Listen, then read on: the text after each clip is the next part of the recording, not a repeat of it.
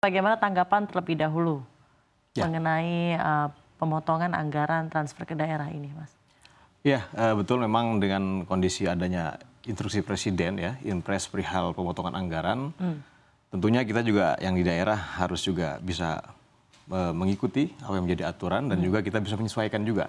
Ya. Dan cuma dalam Inpres tersebut memang terhadap memang program-program yang menurut kami tidak produktif sih, Mbak. Sifatnya memang seremonial dan lain-lain. Jadi memang saya yakin dengan program yang memang tidak terlalu menyentuh masyarakat juga itu sangat masih bisa kita inilah dengan program lainnya gitu. Gitu. Sedikit data saja yang kami terima ya, APBD tahun 2025 untuk Cilegon itu di 2,2 triliun rupiah ya.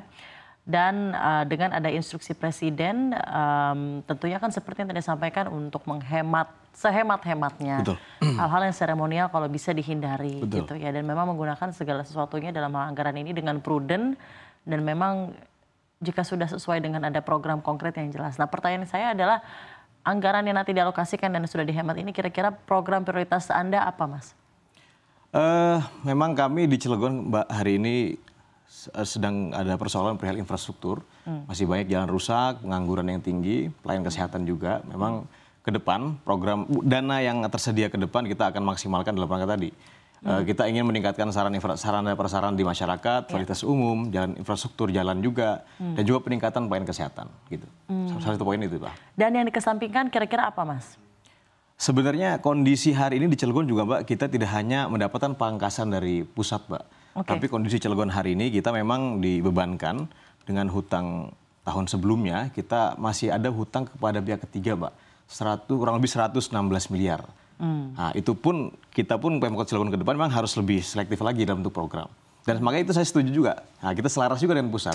Nah, ke depan juga kami akan terus memastikan supaya program-program yang memang kurang produktif, kurang betul rasionalisasi masyarakat, kita langsung bisa pangkas gitu.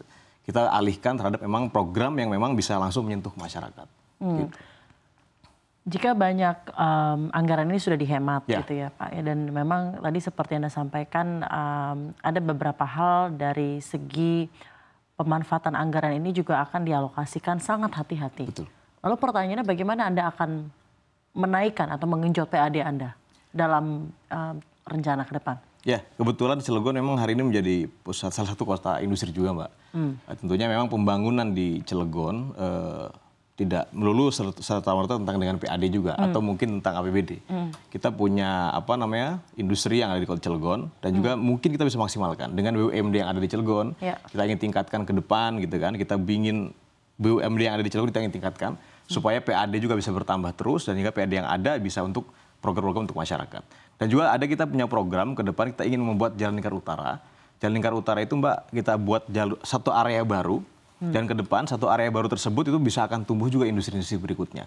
Nah, jadi kita ingin pemerintah Kota Cilegon bisa ke depan ingin memberikan ruang yang terbuka yang memang bisa untuk investasi yang ke depan bisa lebih baik lagi di Kota Cilegon. Mas Robinsar, ada berapa penduduk Cilegon, Mas?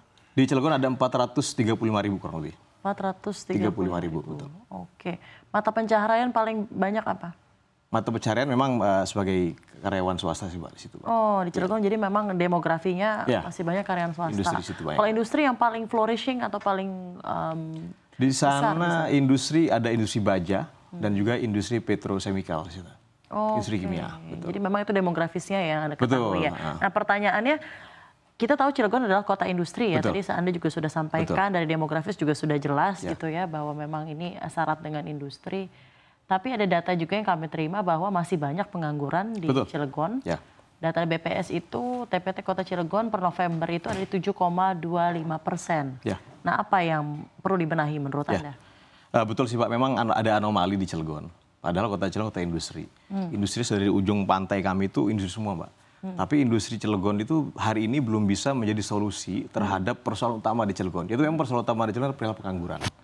Nah, memang kita juga tidak menyalahkan industrinya. Karena yang industri di Cilegon hari ini, Mbak, itu memang industri padat modal.